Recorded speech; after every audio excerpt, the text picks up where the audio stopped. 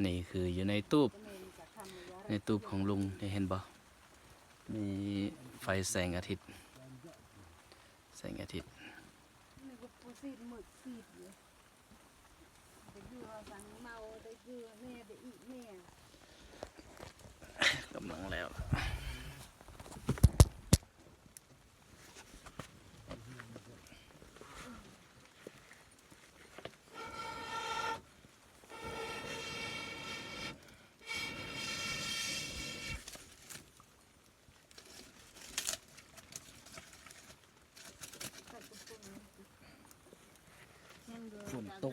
ฝนตกอีกโอ้สิเหนือได้บ่ฝนตกทางกันยาก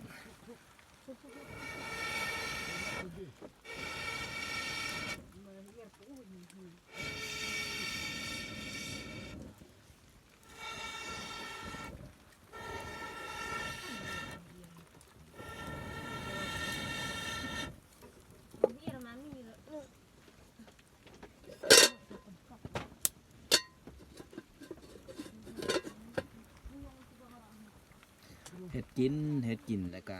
จังค่อยเมื่อตอนนี้ก็ฝนแซะโอ้นำทางนี่มื่นขนาดละ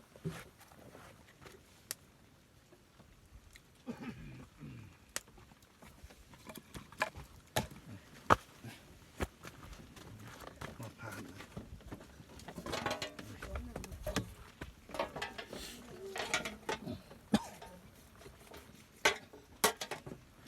วนมานี่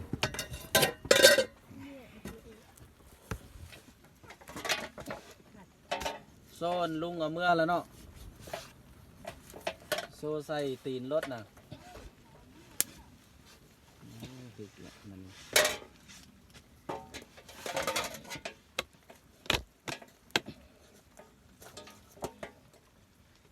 เที่ยงมัน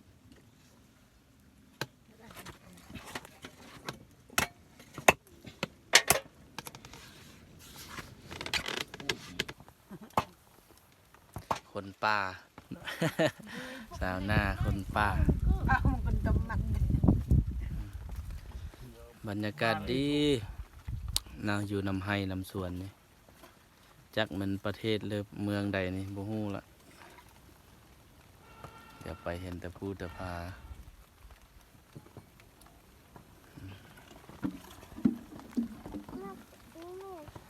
อันนี้ก็แม่ป้า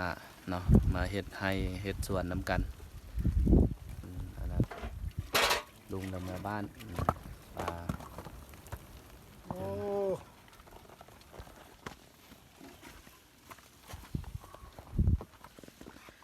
จากหน่อยกับเมื่อละ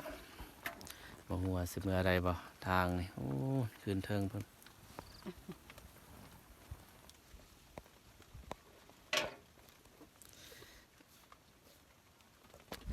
ควันระวังตาแต่งกลิ่นนั่นจะพาทุกคนมาเบิ่งบรรยากาศดีๆลมเซวอยเลยกาพัดห่วงเข้าเนาะเข้ากับกำลังขึ้นสูงเพียงหัวเข้ากันเลยทุกคนเนาะพอดีงามเบิ่งกะเขียวงามสะอ่อนตาขนาดเลยบอกเลยว่าบรรยากาศโคตรดีเลยเนาะอากาศนี้โอ้สดชื่นหายใจแบบบ่ฟืดบ่เคืองอย่างเลยเนาะหายใจแบบเต็มอิ่มขนาดเลยเบิ่งลมพัดใส่วอยอยู่ตลอดเวลา